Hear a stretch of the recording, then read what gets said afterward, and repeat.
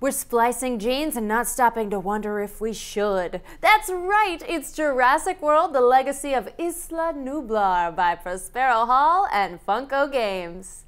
I made the hand signal so you know it's an accent. In this cooperative legacy game, up to 4 players create the story of a dinosaur attraction like no other on Isla Nublar, the home of Jurassic Park. Over a series of game sessions known as adventures, players work together to control the dinosaurs, deal with events, and complete crucial objectives. Players are trying to build a safe and successful park. You begin with opening the box. The first item you'll see is a warning not to take anything out of the box until instructed to by the rulebook. Page 2 and 3 of the rulebook introduces the game and tells you what components to unpack and when. 2 important parts of unpacking the game. The Ring of Rule cards are an extension of the rulebook and provide details on various components of the game. New rules will be added to the ring as you play the adventures. The carton labeled items contains item cards, 6 of which say starting item at the bottom. These start unlocked and go in front of the divider. All other item cards stay behind the divider, upside down and in order. Setup for Jurassic World involves general setup and adventure setup, which is specific to each adventure and detailed in the adventure guide. The general setup begins with the game board placed center. The board represents Isla Nublar. The island is split into sectors, each with a number from 1 to 6, and a corresponding color. Sectors are further divided into zones, which are numbered from 1 to 20. Shuffle the dinosaur cards and reveal them in a face-up row next to the board. Set the attack dice, zone die, and raptor claw nearby, along with the blue dinosaur round cards face down in a pile. Shuffle the sector cards and place them in a face-down deck on their space of the board. Next, get that ring of rule cards ready. They contain instructions for setting up the buildings. First, place the buildings' mats face up next to the board, and then follow the setup instructions for those buildings, which each have their own card on the ring. Take the 7 consequence tokens and shuffle them face down. Then place them still face down on the consequences area of the board. Create a supply of all other tokens separated by type alongside the board. Take the unlocked item cards from the carton and set them nearby. Set each dinosaur figure in its territory, the square zone showing their image and symbol. Each player receives a reference card and a character base. Then the players evenly split the 9 action tokens. In a 2 or 4 player game, 1 token will be left over. Place it on the compass rows on the board. Gameplay for an adventure begins first with the prologue. In this phase of the game, players will open that adventure's envelope and complete the prologue steps in the adventure guide. Players take on the role of park developers, making decisions on the park's progress and growth, often resulting from the antics of their previous adventure.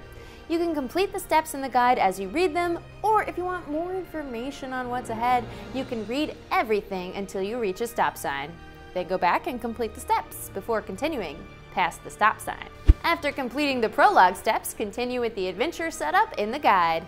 Now, players take on the role of characters in the park, working to control the dinosaurs, deal with events, and complete objectives.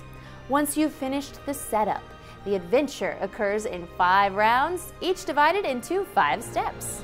Reveal round card, scout sectors, take actions, activate dinosaurs, and end of the round. First up, reveal the round card. In the first round, you'll flip over the round 1 card. Reveal the card and do what it says. Sometimes it will provide a new effect or action characters can take as long as the card is face up in the row. Some also have a consequence symbol indicating an urgent problem for the park. Each round that passes without resolving the problem, players will face the consequences. More on what that means in a sec. Next, scout sectors. Set 1 sector card from the deck face down on each of the sector areas along the bottom of the board. Check the location of the characters and reveal each sector card which has a character in that sector, even if they're inside a building.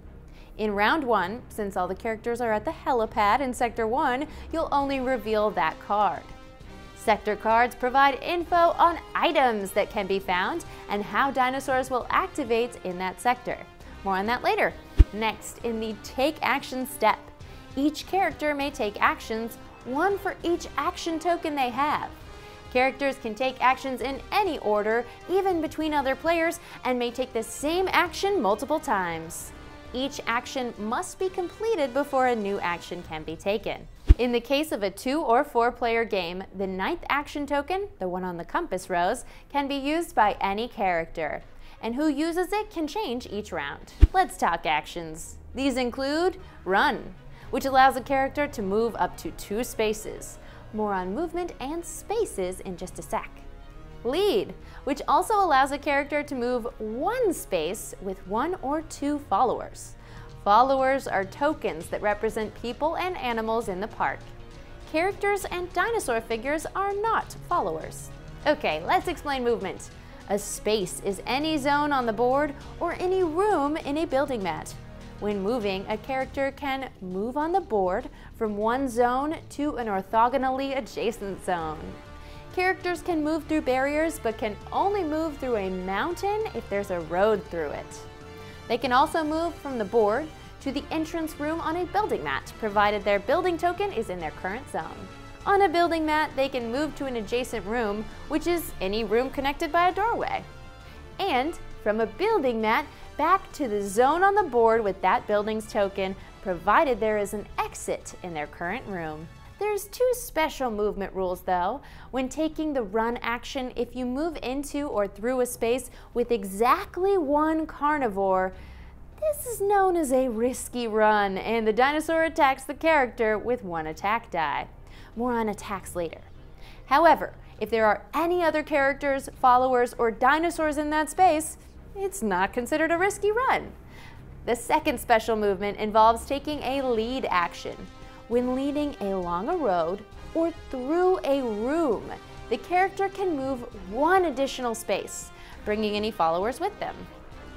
Other actions include Herd, which allows the character to set a herded token under a dinosaur in their space and then move them. Herding a dinosaur will keep them under control when they activate, which we'll get to later. A couple stipulations on this one. The herding character cannot be injured, and there must be at least 1 other character in their space to help them, because dinosaurs are big. If they're outdoors, they can move the dinosaur to an orthogonally adjacent zone, even through a barrier. If they're inside, they can move the dinosaur outside, even if there's not an exit in their room. Or they can leave the dinosaur where it is. Note that a dinosaur can only have 1 herded token underneath them, but characters can still herd them multiple times in a round to move them. Search, which allows a character who is outdoors to reveal the sector card of their current sector. They may then draw the number of item cards from the item deck shown at the top of the sector card. This same sector can be searched multiple times to draw more items. Rest, which allows a character who is inside a building to remove an injury token from their character card. Trade items allows a character to give and or take any number of item cards from 1 character in their space. There are also building actions and card actions characters can take. These unique options vary depending on the building mat, the character card, item cards, or even a round card. If a card has action written before its effect, you need to spend an action token to use it. If a card says free action, why, it doesn't require an action token and can be used anytime during the take action step of the round. If you're not sure what actions to take, then check out the adventure's objectives, explained in the adventure guide. To win the adventure, you must complete all the objectives before the end of round 5. Once all 9 actions have been taken, or the characters decide they are done taking actions, it's time to activate dinosaurs. First, reveal all 6 sector cards. Next, activate each dinosaur in Sector 1, completing activities 1 at a time from left to right according to the symbols on the sector card. An herbivore completes the green activities, and a carnivore completes the red activities. If a dinosaur has a herded token underneath them, discard the token and ignore their first activity symbol. Repeat this process for each sector in number order. Each dinosaur activates only once per round, even if they move to another sector. Let's take a look at the activities. Wander. The dinosaur wanders one zone in the direction indicated. Dinosaurs in buildings don't wander. Also, dinosaurs can't move off the island and can't cross barriers or mountains. If they wander in that direction, they stay put instead. If a barrier stops them, place one damage token on that barrier. Hunt. The dinosaur searches for prey, which might be a character, follower, or another dinosaur, even another carnivore. First, if the dinosaur is in a building without prey, they move outside. Then they move and attack the nearest prey up to one zone away in this order. Prey within their space, indoor prey in their zone, prey in an adjacent zone with no barrier in the way, outdoor first, then indoor. Lastly, prey on the other side of a barrier. But because the dinosaur can't move through the barrier, place one damage token on it, and the hunt is over. If there's ever a tie in determining which prey the dinosaur hunts, the players choose. So you got that at least. A dinosaur's attack is weakened by moving through a building. If the nearest prey is inside a building, the dinosaur moves to them and the players take one reminder token for each room the dinosaur moved into. We'll come back to those tokens in just a moment. If no prey are nearby, the dinosaur damages all barriers in their zone. If no prey are in range and no barriers are in their zone, then the dinosaur ambushes. Roll the zone die and place the dinosaur in the zone rolled. If any prey are in the zone, it attacks one. When a dinosaur attacks, follow these 3 steps. Roll, defend, and apply injuries. First, roll attack dice equal to the dinosaur's might, as shown on their card. Then, the prey defends against any strikes rolled with matching defense icons. Most prey have natural defense, as shown on their cards. Some item cards, character abilities, and other effects can provide additional defense icons. And those reminder tokens I just mentioned, each one of those defends against any one strike. Finally, for each strike that couldn't be defended against, the prey receives an injury. If the prey is a character, they set their injury tokens on the edge of their card. Characters can only have 2 injuries at a time. For each injury they would take after that, the players suffer a consequence. Each time the players suffer a consequence, flip a random consequence token on the board face up. If the total value of all the face-up consequence tokens is ever 5 or more, the adventure immediately ends and the players lose. Dinosaurs also receive injuries by setting tokens on their card. If they ever have as many injuries as their vitality, the dinosaur is removed from the island. Take their figure off the board and flip their card face down. Then suffer the number of consequences shown on the back. Don't worry though, before the next adventure, that dinosaur will recuperate and return to the island. Oh good. Followers aren't so lucky. If a follower receives any injuries, they are removed from the island. Take their token off the board, flip it face down, and suffer the consequences shown on the back. After you've activated all the dinosaurs on the board, it's time to end the round. Discard all 6 sector cards, then check the face-up round cards. Players suffer a consequence for each round card still in the row with a consequence symbol. Lastly, refresh all the action tokens, turning them face up, and begin a new round by revealing the next round card. Gameplay continues with players controlling dinosaurs and completing objectives around the island.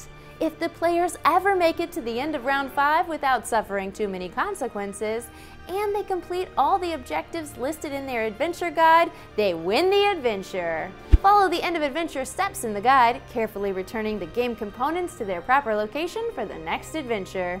And that's the basics of Jurassic World, the Legacy of Isla Nublar. I'm Becca Scott, and you can learn how to play more great games right here on Geek and Sundry. We'll see you around.